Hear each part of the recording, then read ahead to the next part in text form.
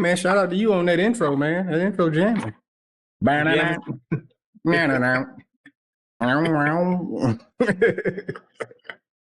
yeah, man, I've concluded in life that I'm living in the past. For Maserati's the goal. I'm living in the past. That's not the goal. And you know what? Cool, it's a cool little thing that a cool little thing on the side, but it ain't like it ain't. I don't think it's where your goal should be at. You know what I'm saying? I don't think it's where your goal should be. It's one of those things. If it happens, it happens. You know what I mean? But okay, so when you say what not where your goals should be, is it because of you feel like your goals should be beyond that, or it's okay? So we're saying Maserati is below the goal of the benchmark. Yeah. Okay. All right. You know what? I'm not completely mad at that. I'm not sold, but I'm not mad at it either. Not sold, but not mad at that take. Yeah. So if we're setting a benchmark, and I'm not talking about a benchmark like when you get into sports cars. I'm not talking sports cars. So if you think it's like if somebody's listening to this and they think my Ferrari, Lamborghini, nah, I ain't talking about that. I'm just talking about benchmark as far as your everyday sedan type car. I think there are higher places you should aim. You know what I'm saying? Why? If there's an S-Class out there, why is that not the benchmark for you? You know what I'm saying? Why is that the benchmark? Maybach, why is that not the benchmark? Why is that not the benchmark? You know what I'm saying? Yeah. So, like I said, I'm not sold on your take completely, but then at the same time, I'm not mad at it either. Yeah. Only because I can say this is, and we've had our experience. We had the Levante. You know what I'm saying? We took it for a spin for a weekend. You know what I'm saying? We did that for a minute. So we know what it felt like. You know what I'm saying? We saw the quality of it. Got to touch the stitching. Feel the care that was put into the crafting of the vehicle. So we've seen that. We've seen that. But where I will say that now in 2024, that Maserati is falling off the realm of keeping up in the lane of technology. It's so much technology out there to take advantage of that adds to luxury. It's not technology isn't just luxury because we have so many cars now that they have a certain level of technology, but we know they're not luxury, and the way it's put together is still plasticky and gimmicky. Yeah. But they give you all the tech though. They give you all the tech though. They check the tech boxes along the way. They check the tech box, but as far as like the quality and the luxury level, it's still subpar. But Maserati does that quality very high, but then averaging it out with the lackluster technology package. Yeah, they skip on the tech. It brings it down. Yeah. They've been neglecting the technology for almost over a decade, in my opinion. Yeah, over a decade, in my opinion. Yeah, that's why I say they on the Apple tip. You know what I'm saying? And for me, I don't want to be like Apple fans who still live in the year 2013, thinking that they on top. Like we're in the future now, and it's a new world. And I just hit the conclusion, man. That ain't necessarily. That's not a benchmark, man. That's not a goal.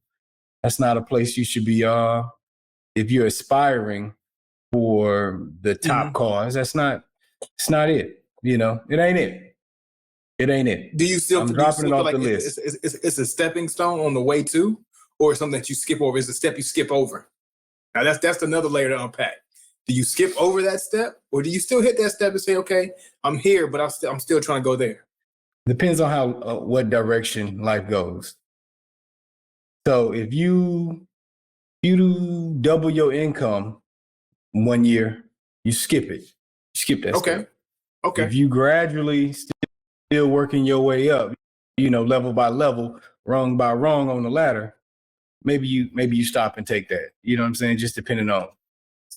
But at the same time, I don't know. I mean, if I'm going rung by rung up the ladder, I might as well just go to the E-Class and skip it still. Could be. Hey, you know what? Honestly, I'm gonna say this. That E is my favorite Mercedes right now. I would take an E over S. Right now, today, I'm grabbing an E over an S.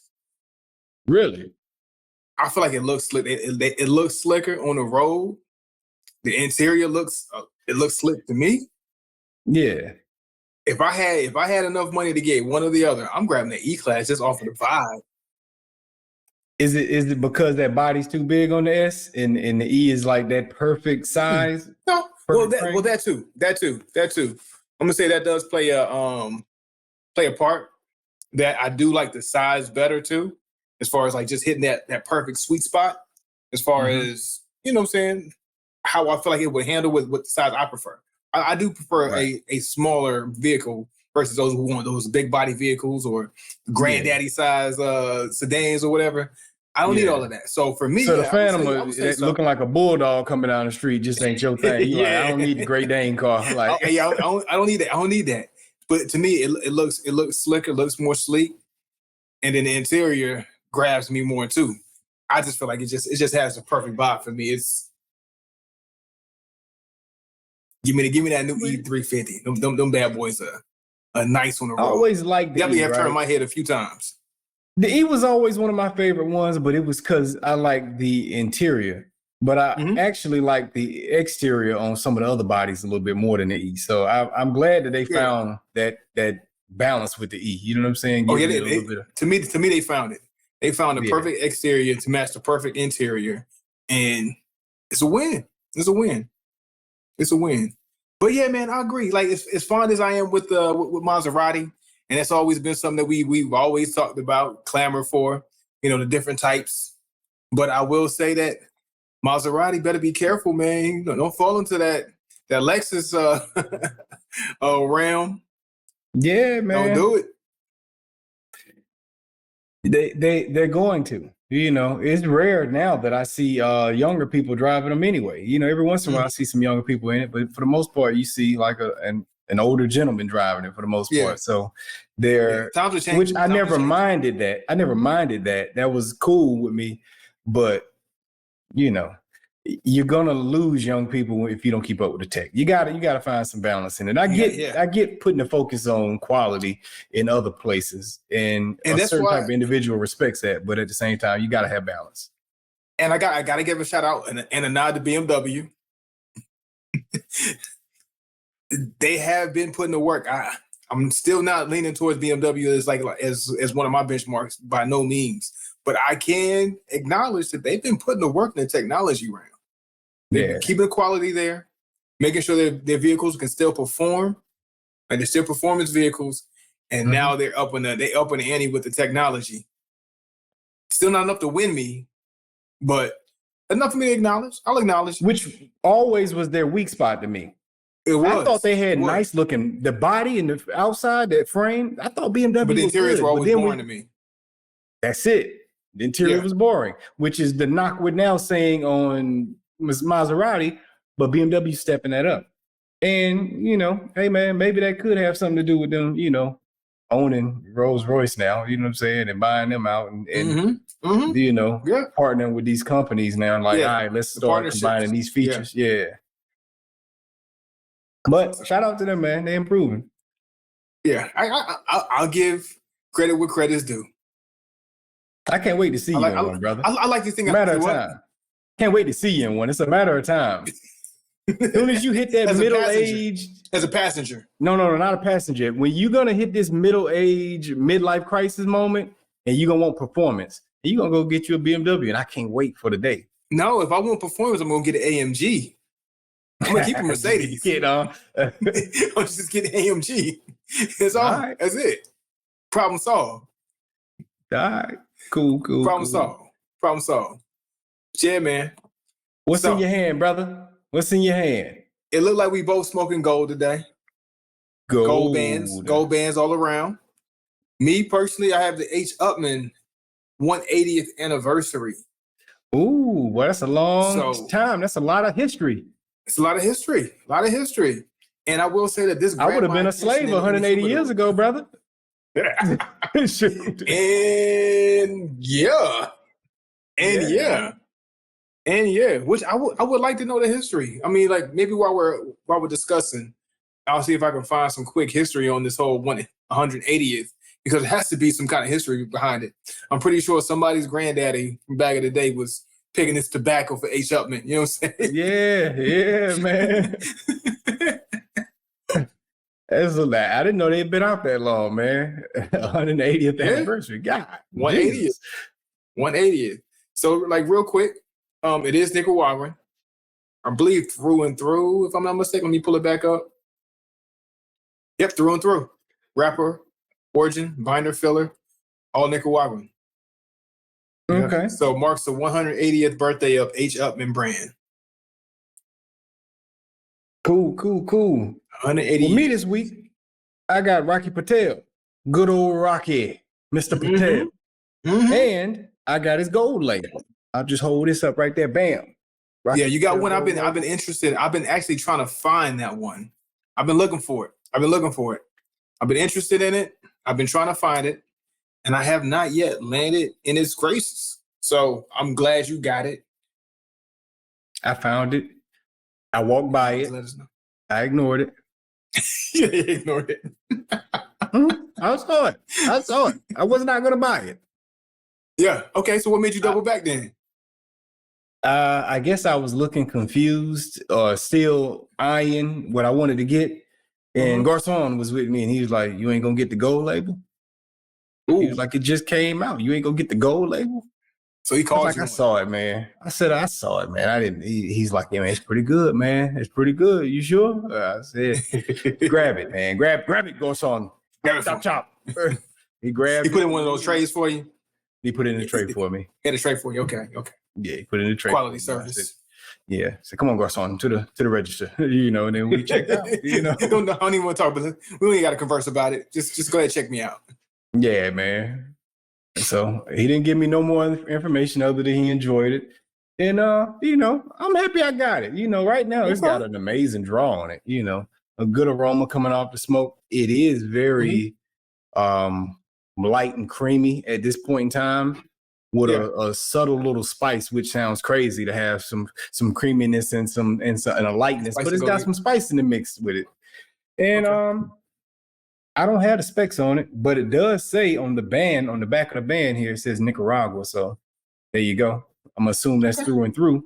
But if not, maybe it's just from some different regions in Nicaragua. But anyway, that's what I got. Okay. Well, I will say this, like other than the conviction, that is the other Rocky that I am interested in. So I'm looking forward to your take on this. This is going to be a good one for me. It's going to be a good one for me. I will say this, H. Upmann has been nice off the first light, first few draws have been sort of luxurious, man. Sort of luxurious as far as the first few puffs here. I enjoy the flavors. The aroma was a nice sweet aroma. Off the top. It's not a sweet cigar, but it had a nice little sweet aroma that opened it up. So it's a nice ride so far. It's a luxury ride so far. Okay. I like it. That's no other way to do it for 180. You got to make it luxurious. If it was 179, you could do something else. 181 on them odd numbers, but when you get a nice little even number like that, you got to do something special, man. So, this week here is the week that all of what seems America looks forward to, starting in July. Starting in July. Starting in July. Bro. We finally come into HEB week. My Head, my Walmart, my Target, my Lowe's, Home Depot. Yeah. I'm like, why am I seeing Halloween decorations in July? Literally. June. Yeah. No, maybe not June. July, August. I say July, August. I ain't gonna next year it'll be June. But probably. I'm like, yo, and I kid you not, it was August 1st, or that first week of August. I had at least one neighbor in my neighborhood that had Halloween decorations up already. I'm like, yo, it's still summer. Can we get past Labor Day first? Now, was it actual Halloween or was it just fall time decorations? No, it was Halloween decorations. Okay. They went all like in. full out Halloween decorations. Spiders, They skipped the little orange leaves. goblins in the yard, ready to go. I'm like, come on now. We overdoing it at this point. But you know, this is it. This is where we are. For some reason, I feel like it's becoming one of the bigger holidays now. Like it's for holidays or celebration moments. Is Halloween. It's number 2. It's becoming a huge moment.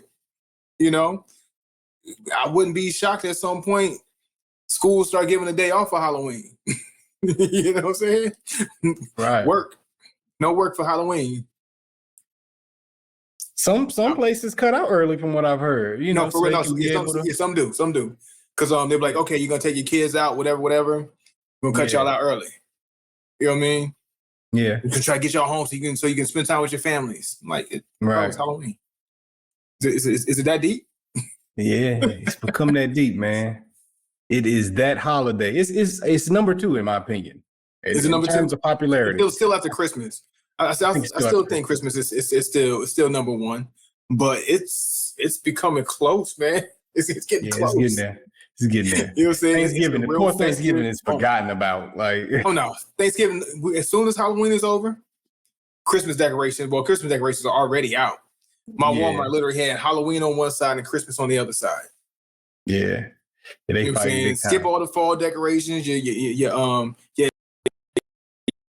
Not jack-o'-lanterns, but your pumpkins for your autumn decorations and all that stuff. For little pilgrims and Tom the Turkey. You know what I'm saying? He don't get no shine. He don't get no play no more. You know what I mean? Who's third? Is it Valentine's Day? Probably Valentine's Day. I would think Valentine's Day. Probably the most celebrated after Halloween. Yeah. Boy. Well, man. Anyway, let me ask you this, man. Since we're gonna be festive for this episode, man, since it's Halloween season among us, man, let me ask you this, because I really don't even know this answer. Are you into the Halloween antics? Do you watch the movies when they start coming on for the Halloween season? Like, oh, we got to catch all the scary movies, or are you not, heavy into that? No. Okay. No, I am not. Like, and as the older I get, the more removed I'm becoming from it. I do stay, into it a little bit because of the kids. So my kids, like, they still want to enjoy some of the festivities. But even then, my youngest is 13, but they are kind of moving away from it too. They still like to go out and dress up and trick or treat and all that good stuff. But they don't even get into the whole, like, oh, we got to watch scary movies and this and that. But I grew up that like that. You know what I'm saying? It was Freddie and Jason. Even all the way up into what's the movie with the guy with the face, Saw, all that stuff. Even up into Saw. Still doing Final Destination, still doing the movies and stuff like that. But probably to my mid-20s, it's like, I started falling back from it a little bit. Of course, picking back up until as the kids started being aware of what it is and giving them opportunity to be festive with the whole thing. But even this year, my kids have not said anything about costumes. But no, they did. Yeah? It was one time. It was like last week or something. They finally started mentioning costumes. Oh yeah, like, okay, they on the deadline. I don't see anything, so I guess y'all gonna figure this out. Last year was onesies. Everybody just had a onesie. You know what I'm saying? A shark onesie, a piglet onesie. I had a Sonic the Hedgehog onesie. You know what I mean? We just doing onesies, and that was it. Yeah. But I mean, I'll be at the house. I'll be handing out candy. My light will be on. I'll be handing out. I'm gonna have my onesie on. You bought your candy already? Because you better get it for the prices go up. They're gonna hit you on Monday. It's going through double. It's gonna be double the price. I'm gonna get my candy early, and I always wait till the day of to get my candy. I'm always scrounging, fighting for candy the day of. You about to get the worst candy. You gonna have that candy nobody want to eat. So they come to your house, look in. We ain't going to Mr. Richardson's house again. Yeah. We're gonna skip over Mr. Richardson's house. Yeah, he got that cheap stuff, man. Tootsie Rolls. I don't want Tootsie Rolls. Tootsie Rolls and Bubble Yum. Yeah. They gonna skip that, man. Your bowl gonna be full. But man, for me, I'm similar in the sense that I don't I don't watch the movies and stuff like that, man. Yeah. Like, so when people talk about favorite Halloween movies of all time, I don't even have one, man. Like, Yeah. I just If I go with Halloween movies, I gotta reach back and I gotta think your about childhood. what I watched when I was younger. I can't go off Yeah. of anything current or anything that I've watched in recent memory. I haven't watched anything. I haven't watched anything scary probably since Final Destination 2 back in like the early 2000s. That was Yeah. it. Or maybe Saw. I think I saw like Yeah. Saw 2 or Saw 3 or something like that. That was it. My wife loves it. So I watch them. I watch them a lot. I can't tell you nothing by name, you know what I'm saying? Because I'm not into it. But I'll tell you what's interesting. I don't find them scary, but I don't enjoy the gruesomeness of it. Is what bothers me about a lot of these movies. That too. Yeah, I don't like that. Now, I But at feel the like a same lot time, of I don't like anything that's supposed to give me adrenaline. I don't like adrenaline rushes. I don't like rides. You know what I'm like saying? rides? You Nothing. don't do the rides? People will force me on them, and I'll do them with them. Six But Flags? I bet you'd be yeah, miserable Six on those Flags, things. I'd be miserable, man. I I don't can just like imagine those jokes, like adrenaline. you ain't having fun at all. You're just sitting there just miserable. Uh-uh. Ooh, got a little shock. Okay, Yeah, got a little rush, like that. but non-expressive. Yeah, I that's not my thing, man. People who like the adrenaline junkies, they're not my type of thing, man. I'm like, I don't get it. Like, why do you want these spikes? Like, hey man, I've gone through worse stuff, man. You know, hey man, not paying that bill till the day is ready to be cut off. That's my adrenaline rush, man. You know, I did that back in the day. I don't need bank that. account. That's enough adrenaline rush for me. Yeah, Look at my man. bills in my bank account. Ooh. Yeah. That's my adrenaline for the day. Ooh, I was doing 10 miles when the cop was sitting over there clocking. I hope he don't pull me over. Like, that's my adrenaline rush, That's man. your adrenaline for the day. Put the seatbelt on too while I'm at it. Like, you know, nah, man, I'm cool on that stuff, man. Yeah. But I mean, are you like in it for the kids though? Like, okay. I don't know necessarily how you grew up if when you were younger, how into the Halloween thing y'all were. But I know for me, we did things. We were still active in doing it. So I don't care for it much now, but I do it like I want the kids to have the experience so they can say they did it. So if they decide to pull away from it later on, you know, like I don't get like super duper excited about it. But I'm like, Yeah. okay, I'm gonna be there and support it. Like, okay, yeah, here, y'all get your costumes. I'll take you to Spirit Halloween and go find what you want. All right, let's whatever. You know what I mean? Yeah. We did it a few years, but we weren't too heavy in it either, man. So I Okay. don't remember. I don't have a lot of memories of it. You know, I know we did it, but we didn't do it enough for me to have memories. You know what I'm saying? To go back and be like, oh yeah, Halloween was a moment in my life. Like I've done it with more with costume my kids. and like your bag set, like we had the cheapest costume. Like we didn't put no emphasis on the costumes. I remember back in the day, like when I was young, okay, I want to be a Ninja Turtle. Let me get the Raphael mask and the size and put a little belt on. Okay, I'm this or that. I'm Raphael And by the now. time I got to my teens, you know what my Halloween uniform, not Halloween costume was for like a good 5 years straight. A t-shirt. No, it was my karate uniform. Just wear that. I would put my gear and grab a little plastic bag, and I was just a karate dude. You the like karate that dude. was it. Smart. We're trying to get no costume. Yeah, I'm gonna just put this on. Yeah, and go knock. That's it. That's it. Hey, so let me ask you this: do you find the movies and stuff scary at all? I gotta watch them to find them scary. I don't watch them. I find them more so weird, especially ones that are coming out now. The new ones, I feel like they're more weird than they are trying to be scary. They're trying to be creepy. A lot of suspense. Yeah. No, not even the suspense. It's just how creepy can I be? Like when I see the previews. So like I said, I haven't watched any new movies, but I find these movies, like the old movies used to be somewhat funny and kind of like suspenseful and scary a little bit, like the whole Child's Play, Chuck, you know, that stuff, and Freddy Krueger and all that good stuff.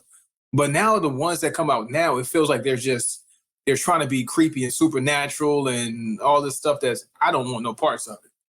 Yeah. I don't want no parts of it. Like they're trying to put a spell on me through the movie screen. Yeah. I'm good. I'm good. You say you don't want no parts of it, man. You believe all that's possible?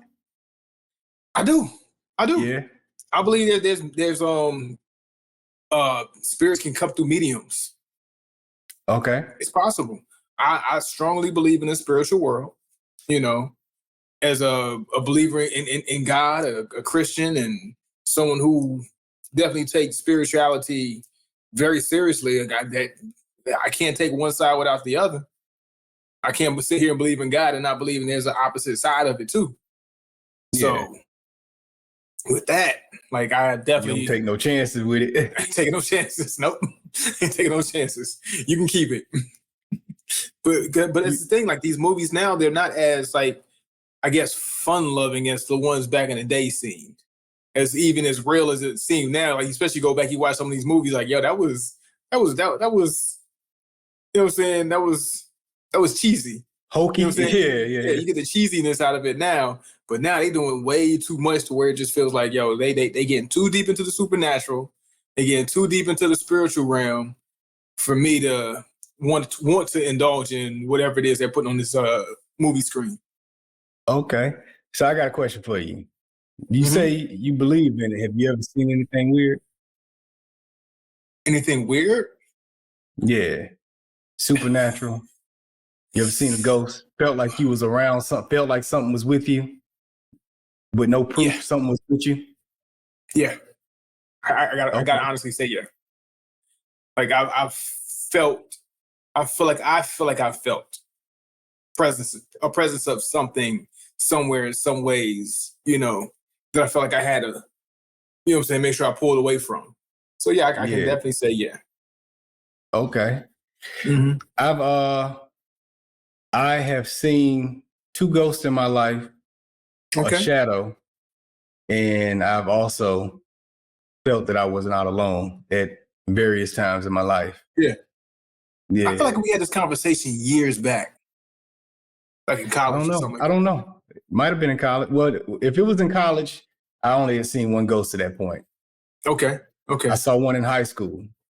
I went, so my bus stop was on it was a few feet away from my house where everybody came and met up to go wait at the bus stop. We all had to meet up. So that designated area, I remember looking outside the door to see if anybody was there already. And it was like it's kind of a gloomy morning, you know, one of those winter gloomy mornings. So I look over there and see a figure over there, but it's clearly not a fully formed person. Yeah. So I know it's not a person. Yeah. And I saw that and I dismissed that as it's early in the morning. It could have been just cloudy. I dismissed it as that. Later on, after seeing my second one, I was honest with myself. Like, yeah, that was a ghost I saw back then. Okay. Another time, I would have been I was with my wife, and she would have been my girlfriend at the time and her sister. And we were driving to Savannah. I know you heard the story, Savannah, Georgia's haunted. I asked you about Savannah. Yeah. We had just gotten to the Savannah area. Yeah, we just got to the Savannah area and we were on the highway ready to get off to go to our hotel. And it was probably like 2-3 in the morning. We went late, you know. And in the middle of the road, I was sitting in the back seat. They were in the front seat, and we were all talking. And I leaned to the front to tell whoever was driving at the time, watch out for that guy and his dog, you know, because he's standing in the middle over here, like in the median. He's standing in the median in the grass, like he's about to walk onto the road. And he's got his dog on a leash. And before I can get the words out of my mouth, the lights hit him. He fades. He's gone. He had a hat on. I could see his whole outfit, and he had a dog on a leash. That disappeared. All that disappeared. They don't believe me to this day. They think I'm messing with them. Like I didn't get the words out. I didn't get the words out in time. Yeah. And that was it. And they were like, nah, you just messing with us because everybody say Savannah haunted. Like, y'all think I'm playing if you want. I'm dead serious. I seen this dude. And to see a ghost leash is creepy. Like, because it's like, you think it's just going to be a ghost animal, a ghost leash, a ghost outfit, all of that stuff. Yeah, it ain't the white sheet. It ain't the white sheet. It's, you know what I'm saying? It's whatever happened to them on that road. They still they ain't left. You know what I'm saying? So when it comes to these ghost tours and seeing ghosts and them being in this like fully formed body with clothes that you like, what do you think on the other side of life? Mm-hmm. These images. So if ghosts are real and ghosts are out there, Right. shout out to Ghostbusters, Facts. which was one of my joints back in the day. You know what I'm saying? Like, how do you think that exists, or like somebody being stuck in this in between? You know what I'm This saying? dimension that we exist on. Yeah. Do you think that those spirits or ghosts or people, like, do you think it's just the world is just riddled with them all around? Like, and we become whatever it was whenever we passed on, and that's how we are forever cemented in afterlife or whatever? Or you think that's a phase or some kind of transition that's still taking place, or something that they still have to make sure that they see through before they can go on and graduate to whatever that next level is? I think it's got to be that. I think it's got to be some type of phase that it's a transition phase. It's got to be. And some of us take it and some of us don't. You know what I'm saying? Mm-hmm. Like, some of us, for whatever reason, get trapped here. And maybe being trapped here is what we know, what we believe hell to be. You know what I'm saying? Like, when you don't get to go home, you know what I'm saying? But it's something to it, and I don't think we have a full understanding of what it is. Like, that's true. I saw I told you I saw a shadow. This was in Tampa. Me and my cousin were at a hotel, motel, actually, at a motel. We're standing on the third floor, and he's smoking. He's smoking a cigarette. I think he was smoking, and I was just standing out there talking with him. We just kind of looking over the balcony, leaning and talking, and we see shadow move by on the bottom. Neither one of us bat an eye. We both see it. I know we see it because he pauses. I pause. We continue the conversation like everything's normal. Mm-hmm. Right over our shoulder, like 5 seconds later, that same shadow walks by. He stops what he's saying. I stop. We stop. We look at each other. He said, "Did you see that?" I said, "I saw that." He said, "Did you see it down at the bottom?" I said, "I saw it at the bottom earlier when you first paused for a second and looked at me, and then we just kept going." He said, "I did too." He said, "I tried to ignore it." I said, "I tried to ignore it too." Like, so whatever, I don't know how you end up a shadow versus actually getting an apparition or a form. Yeah. I don't know if that's the difference in phase also, why whatever this spirit was didn't come through as a spirit, and only could be a shadow. You know what I'm saying? I don't know if that's the demonic side of it, but honestly, I don't believe in demons in the demonic side. So right. I don't even know. I don't believe. It's strange. I believe in spirits, but I don't believe in demons. I just don't. Oh, I do. I do. Yeah. And then I ain't playing with them. I think me and you've had the conversation about how energy can't be destroyed, and everything is just created from out of energy. So maybe that's a part of what it is. It's just their energy. Maybe they go wherever they go, and their energy is just left behind. And some energy. So when you talk about the demonic part, right? Mm-hmm. I don't think that demons exist in the image that we imagine them to be. Right. I think there's good spirits. I think there's bad spirits. And I think that those spirits that are bad or bad influence, however they might have been created or however they are left in existence, is that energy that you talked about. So like we have like spirits, so that might be ghostly spirits or unformed spirits. Mm-hmm. I do believe that can be unformed spirits as well. They don't exist in this body format that you mentioned. Right. But they can also exist in unformed energy, and that can also be a demonic spirit. Like I really do believe that there are demonic spirits out here that cause a lot of these demonic things, but they don't come in like in the forms of the horns with the like. But that. they can take shape of that in human beings to deform people or kind of twist that appearance to where you can have this demonic appearance or this demonic like aura about yourself, right? I believe that demons and demonic things exist in that, more so the unformed energy. that we talk about. Yeah, that makes sense. And I know most people would disagree with me when it comes to the whole demon conversation. I think most people would agree with you that exists. This is where I think it's a subtle difference in what I think versus what you just said. And I agree with what you said generally. I just think I don't think the ultimate creator created a bunch of bad stuff that exists. I think it's just energy that's out here. And if you're on some negative stuff and that energy gets to you, it's just going to reinforce the negativity that's within you already that you own.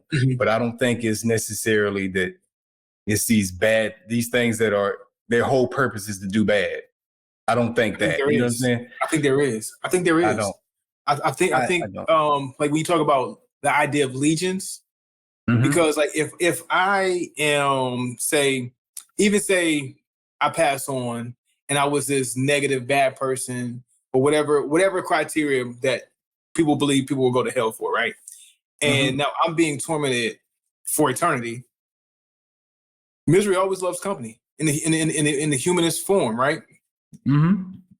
If I'm doing bad, I want to see other people do bad. How life kind of goes.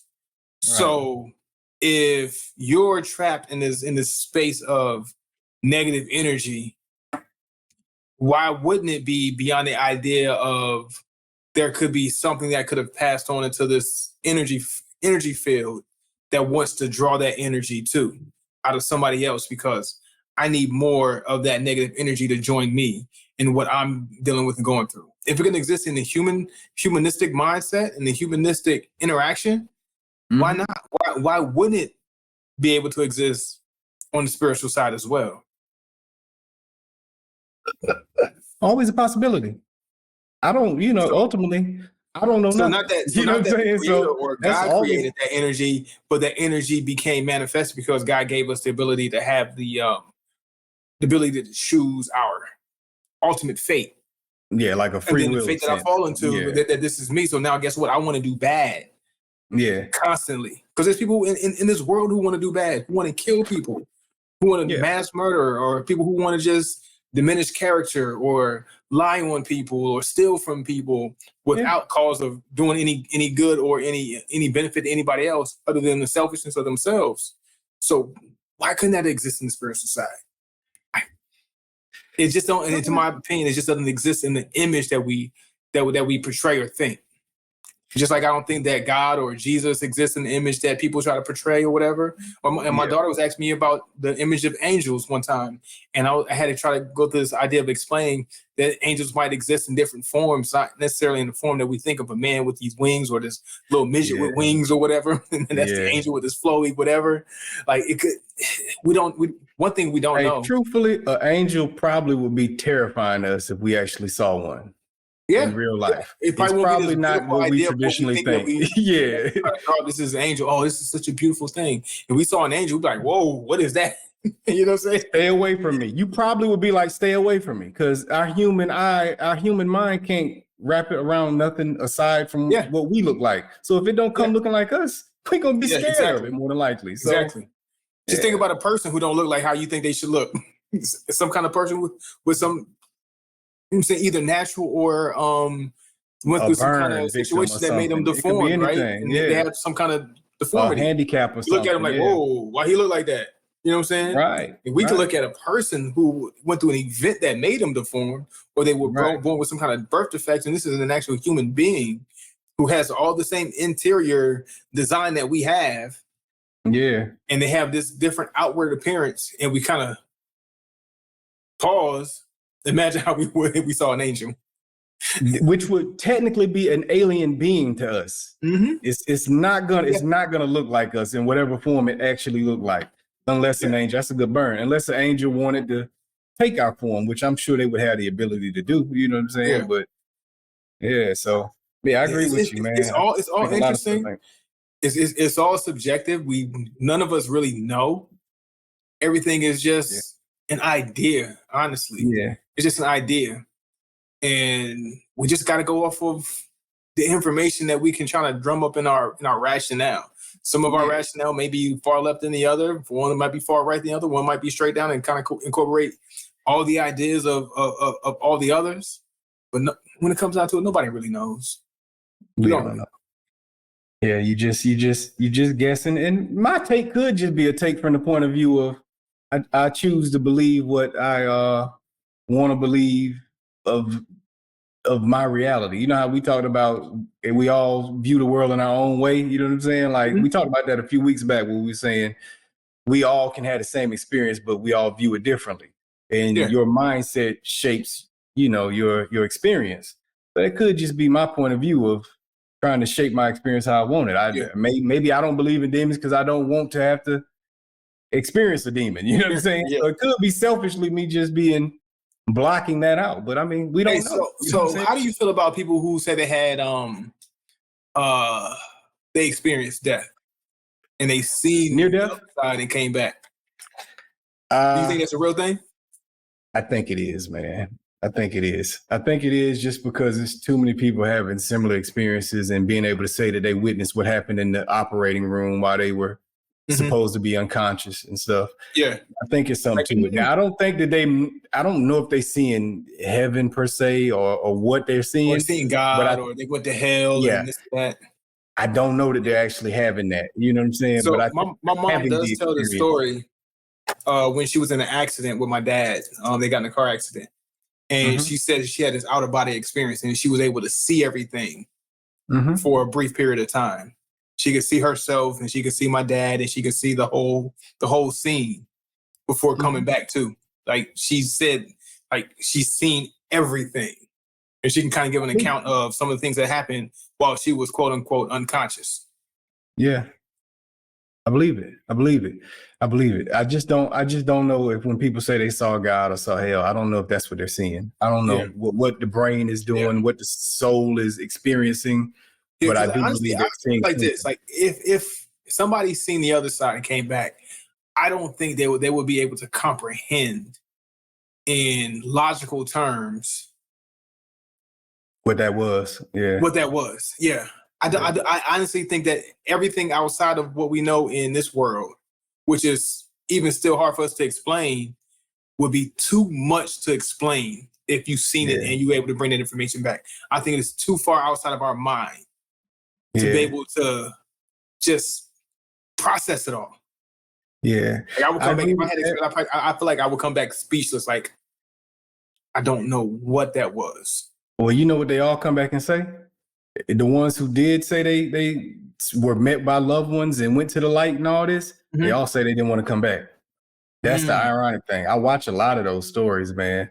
None of them wanted to come back. Never wanted to come back. They all were happy. They said, I've never felt so much love. This world is so much better than the other. Yeah, they all said I felt like I was home. I felt like I've never felt so much love. I've never been greeted with so much love. Yeah. And I didn't want to come back. And somebody always told them it wasn't their time. Like we are, in my opinion, when we walk this life, I feel like we're being borrowed for a time. And whatever the reason is, I don't know. I don't think anybody really knows what our purpose truly is, other than whatever your faith is. Yeah. But I feel like we're borrowed here for a reason, for something. Like it's just borrowed. Like we're being borrowed. You know what I mean? And then we are sent back to wherever it is that we came from, in whatever form it is. But like while we're here in this form, we're just being borrowed for a moment. Yeah.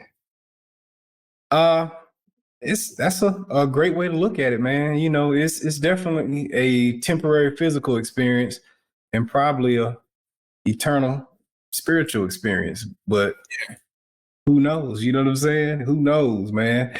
I find it very interesting to people who end up having these near-death experiences, and it always changes them, though. It does change them as people.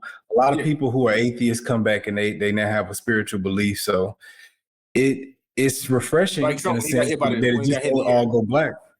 Yeah. It's refreshing in the sense that it gives us hope that there is something in the afterlife. You know what I'm saying? Like, instead of it just all going black. I mean, like, I don't know for sure, but I choose to believe it. I choose to believe it. Yeah. Yeah. So, hey, so real quick before we get out of here, We wrap up these reviews in a minute. Kind of, not necessarily kind of on the same vein, but in line with thinking about history and thinking about things that we don't really know, right? We talked about, hey, things on the other side that we don't really know what happened here, what's happening there, and it's all a guesstimation or idea. So thinking about history, you brought up that your son asked you a question this morning about Christopher Columbus, and was he a good guy or is he a bad guy? Now, I don't want anybody to come down on me for this, right? This is just me playing Christopher's advocate. Okay. What if? Because I'm pretty sure you were taught what I was taught when we were young. Christopher Columbus, he was this hero who went and discovered America. Columbus, they just passed away. Indigenous people, they just passed not too long ago. What if the story that we learn was the right story? And somebody's going on this smear campaign to destroy Christopher Columbus's name. Like, what if? Because, like, we know him now, and we tell the story like he was this bad guy who did all these heinous things to this land that he came to and robbed it and did all these things. But do we really know? Do we really know what this man did? Like, I would hate for somebody to say, "Hey, man, tell me about Denzel Richardson, that guy. Oh, man, he was this, he was that." Or no, so at first they told us this is heroic story of who he was and what he did and all his gloriousness. And then a few decades later, they decided to switch the narrative and tell all these bad things about me. 100 years from now, when nobody really knew who I was. You know what I'm saying? Like, my history, even as a 10-year-old, if you weren't there when I was 10, which is not too many people around that I know that I can talk to who can tell me about myself when I was 10. You know what I'm saying? And somebody tells you a story, and I'm still here. It's only 30 years ago, let alone 500 years ago, 530 years ago, what Columbus did in 1492 and sailed the ocean blue and all this stuff. You don't know what happened in 1492. So how do we go from this heroic story all of a sudden to rewriting history, and all of a sudden we got this bad guy who was Christopher Columbus, and now it's no more Columbus Day, it's Indigenous People Day, and this is now what it is? I hate this take. I hate this take. That's what asks the question. That's what asks the question. I hate this take because I hate this take because this take is so prominent to right now. And this is how you make it real for yourself. You make it real for yourself because this is what we're going through right now. We're watching the rewriting of history for all of our celebrity people that we grew up watching. It is, you're right. All of the entertainment business in Hollywood. We're watching all of their stories get rewritten from being glorious stories of these people that rose from the bottom to being these addicts and these deviants. And I hate your take on this because it's so real, which makes me say, wow, it could happen. It could happen. And I don't want to throw no bail money to Christopher Columbus because I don't think he deserves it. I don't want to bail him out, man. And that's why I hate this take, because I see how he could deserve some bail money, and I don't want to be the one to give it to him. So no, I don't know. I don't like this take, man. I don't like this take. I like him where he's at right now in history. What if he really was a good guy? What if he was a good guy? I know, man. I know. What if he was? He might have been, man. Y'all go, man. Okay. So let me just say this, right? In the beginning, he was this bumbling idiot who thought he found India and actually didn't, and he ended up creating this beautiful land that we all know as America now. We know the history now. Yeah. And, he was this heroic dude who traveled the 7 seas and found us this land that we now call home and lived this beautiful life that we have. And what if the romantic story was it? I get it. Say what? Maybe it was. I said, what if the romantic story of him that we originally were taught was it? That's what I'm saying. What if it was? So because this is my take. It's both. Both are true. Both stories are true. This is what I realized in life. Both sides. They're both variations of one or the other. Yes. Both stories are true. Is Sean Combs a great mogul? Yes. Is he a piece of crap? Yes. Was Christopher Columbus this guy who, a great explorer and maybe a halfway decent guy? Yeah. Is he a piece of crap with smallpox blankets and lying on his God and all this other stuff? Yeah, he's that too. Like, he's both, man. Yeah. Oh, my bad. So I mean, so not to give him any bail money, but I just had to ask the question. Just wanted to ask the question because there's been a whole lot of rewriting of history as of recent, and we got to say like the whole indigenous people thing, anti-Christopher Columbus, from your knowledge, started about when? About maybe 15 years ago ish. Was it that recent?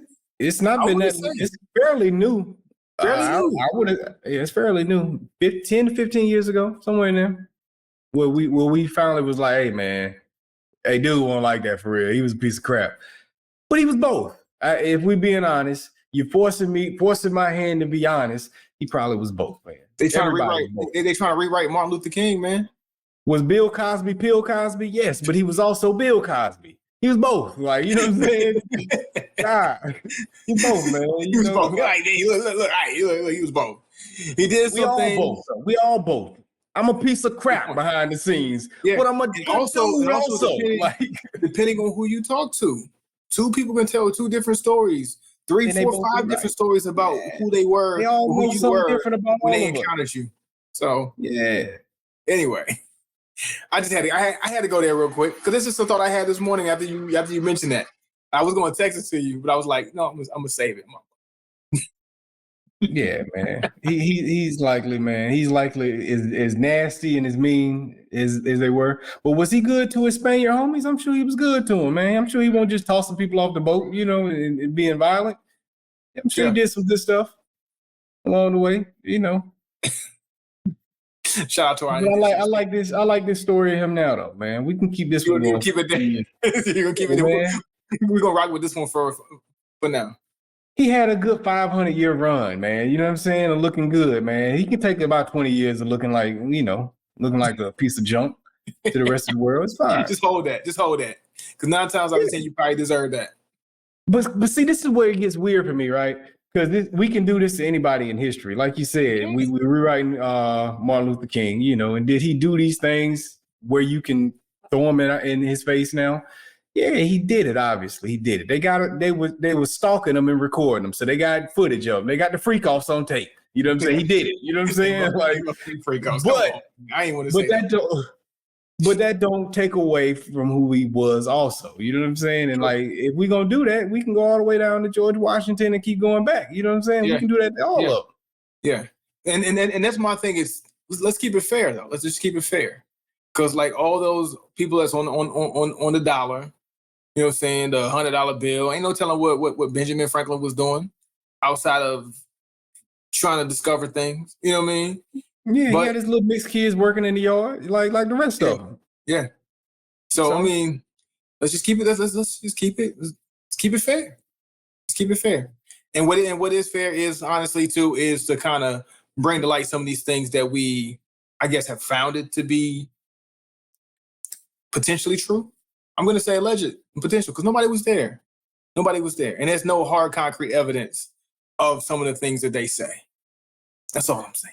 Let me ask you this. Okay. So there's a lot of people who got rewrote out of history that earned a spot in history, but they're not getting it. And the only way for them to get their recognition is for some of these other people to get brought down off their pedestal. Like Thomas Edison has to come down so Nikola Tesla can come up. You know what I'm saying? Like, and this guy died broke without the recognition he deserved, because this other guy was getting all the credit for it as this hero in history. Are you okay with that? If that could be the balance of it. These other people bring some people down to bring some other people up. Yes and no. That may have actually deserved to be brought up, but will be forgotten in history because someone robbed them of their spot. Yeah, I say it's fair, but we just have to be careful how we do it. We have to be careful how we do it. Like, not to defame somebody completely and write off all the things that they did that was beneficial. Yeah. You see, I don't want to write off anything that was beneficial. And I hate to see, like you talked about the Bill Cosby. Like, we can't erase the whole story because of some of the negative that was kind of pushed back to the side to lift them up. Let's do it justly and rightfully if we're gonna do that. Let's keep it fair across the board. Understand, like when they talk about Robert Kelly, oh man, you can't take away the man's music. You can't take away he did this, he did that, he did this, he did that. But okay, but we look at these things. So let's separate the man from the blah blah blah or whatever. Yeah, but I don't like Robert Kelly. I like R. Kelly, so it's different. Yeah, I ain't know Robert Kelly. I know Robert Kelly, but I knew Step in the Name of Love. Yeah, Robert Kelly, piece of crap. But that dude R. Kelly, Pink ain't white. Pink ain't was nice. Pink ain't was nice, bro. I don't know what to say. You like, is that okay though? In today's time, is that okay to differentiate the two? Like no, their art and their legacy versus their personal life? Like it absolutely should be. But will it be, or is it in all actuality? Probably not. Probably not. That's not what I'm seeing now, which is why the whole CC thing, Christopher Columbus, CC, we're going to call him CC. You know what I'm saying? Is being brought the way he is, or being looked at the way he's being looked at, because we feel like it's not okay. It has to be one or the other. You can't have Columbus' legacy is based off of being a piece of crap. You know what I'm saying? So it's different though. They kind of align. You know what I'm saying? You have to separate the man from the discoverer. Or okay, that's how we differentiate it for him. The man got in a boat, man. Come on now. Could you have gotten a boat and just went across the sea like that? No, I'm just kidding. Anyway, but you know, to these I've been on the boat. You know, my ancestors was on the boat, brother. What you talking about, man? Come on now, man. Chill out. Man, let's get into these reviews. Yeah, let's talk about these cigars, man. Hey, I'm gonna save you for the end, because I am so interested in this Rocky Patel Gold. So, my boy right here, H. Upmann, 180th anniversary. I gotta tell you, it is nice. It is a smoke that was good from beginning to where I'm at now, hitting that second third or the tail end of the first third. It's done wonders throughout my smoke, from very first light, that aroma off the first light, giving me a little bit of sweet, a hint of mocha, some cinnamon on there, maybe a little bit of nutmeg too, and some kind of cinnamon nutmeg type of mix. Also, nice draw, nice construction along the way, and dynamic in its transitions, but then also at the same time even kill. So kind of like, I would like to say EQ, kind of like how I would say Placencia is EQ'd, specifically for this one right here. I'm not gonna say all H. Upmann experiences have been the same, but for this one specifically, has been that nice EQ balance that made it a nice, really smooth smoke from first puff to where I am now. I gotta say that this is a stick that I have to grab some more of, and I don't say that for many sticks. We will always leave that. Yeah, I would get it again, but this is like a must have. I have to grab another one. A must have to grab another one. So with that said, to rate this stick out of 5, I'm giving H. Upmann 180th anniversary stick a 4.5. Cool, 4.5. I didn't think you were going that high. No. This is a cigar I want to grab some more of. I want to grab more of these sticks. This is the flavors. They're prominent all together. Like, as far as that EQ flavor, like all together, it's a nice prominent type of, like, it just gives me a good palate. Like, that palate is my palate is happy. It's doing a happy dance right now. So definitely grab more of these. 4.5 for the H. Upmann.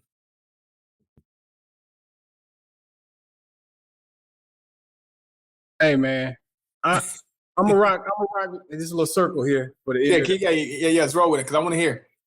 Yeah. So anyway, for me, I'm gonna go reviewing this Rocky Patel Gold label. This Rocky Patel Gold label was a Very creamy, very mild to medium body cigar. I would say this is a nightcap kind of cigar, start your day kind of cigar. It's gonna give you those type of feelings, man, where you're able to early or late in the evening. You know what I'm saying? It's not the party cigar. It's that we wind it down and chill. Nice creamy cigar. Had a great draw on it. Nice smooth. Everything seems to be constructed very well on it. Good aroma coming off of the smoke. I would say some of the tasting notes I picked up on. It's earthy. Got those tobacco notes, some coffee notes within that. A little spice and even some caramel type notes on the retro hell is what I picked up on. So it gives that little subtle sweetness also to it. What else would I say about this stick? I think in general, that's pretty much what I kind of touched on. All those notes on it. It had a pretty good burn throughout the stick. I would say my ash stayed on pretty well for the most part. Mm-hmm. For me, I think this cigar is right in line with a solid release from Rocky and what he normally does. You know what I'm saying? It's a good overall solid stick. It does reach the fours for me. So 1 to 5, Rocky. I think I'm gonna go with an even 4. Okay. I think I'm gonna go with an even 4 on this. I considered going higher on it, but I think I would have just been giving him Rocky Patel bias. Okay, so good. Hey, I was going to ask you that. I was going to ask, did the 4 bring it up for Rocky Patel bias, or did the 4 bring it down because of Rocky Patel? Like, is it like, do you expect more of Rocky, so it landed in the 4, or the bias, or trying to avoid the bias kept it a 4? Like, how do we get there based on the bias? I need to know that. I gotta know it. I gotta know it. It's trying to avoid the bias, brings it down to a 4. Okay, you know? okay. Because if I was just being biased, I probably would have gave it a 4 too. You know what I'm saying? So to make sure that I'm not just being a fanboy of Rocky and his sticks and what he does, I'm gonna keep it at a 4 because I think that's probably what I would have gave it with any other band on the sticks on the stick. So because I'm gonna be honest with you, like if it was me, I'm harder on Rocky because it is Rocky. I would judge harder on Rocky because it is Rocky. Makes sense. Even if I go harder on it, though, I think a 4 is a good place for it. Okay. I think a 4 is a good place. I like just it. Even 4, though. Even 4. And it's definitely not beneath a 4, but it doesn't need to be too much higher than that either. Okay. What's the price point on this gold? Do you remember? I got it right here on the wrapper. It's $12.55. And what's the price point on that H. Upmann too? I meant to ask you that. 18. Before my camera started going haywire. 18. Okay. Well, 4.5. That's a great price point. That's right there in line with Coseca. You know. Yeah. I was apt to grab it because I saw that 18. But besides the look of the presentation, that price point. When I saw a price point, I saw H. Upmann at 18. I was like, there has to be something special about the cigar. So I took a chance to grab it at 18 because 18, if I saw H. Upmann at 18, normally, I'd be like, I'm not smoking $18 H. Upmann, but it looked like a special cigar. And I think it matched the price point. That price point and what I got from it and being H. Upmann, and I guess this is an H. Upmann bias too, to say that I would think that it would be lower. So I hope I'm not falling to that bias as well, thinking that I would think that H. Upmann would fall lower, even though H. Upmann has always been a solid brand since day one of smoking cigars for our journey. I still would not be apt to grab an H. Upmann at 18, but since I did take a chance on it and hoping that it was a special stick, it definitely did smoke that way. All right, before we get out of here, you had a Coseca 151 yesterday. Mm-hmm. Who wins in the battle between these two? Whoa, we're going to do that. Man, you're going to put me on a spot like that. Jeez. Okay. Come on, let's end on that note. Come on, let's hear it. Okay, because I just literally smoked the Concheca late last night? And I would say, I'm grabbing this H. Upmann over that.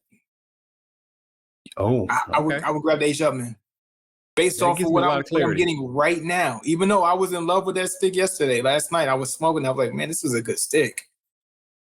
I think I like this one just a tad bit, just slightly. Not trying to be caught in the moment, but slightly more right now. All right. Good to know. Good to know. Right All right, man. Well, shoot, that is this week's episode of Cigars and Everything Else podcast, man. My cigar is up, even though you can't see it through this little circle. We out. Yes, sir. All right, man.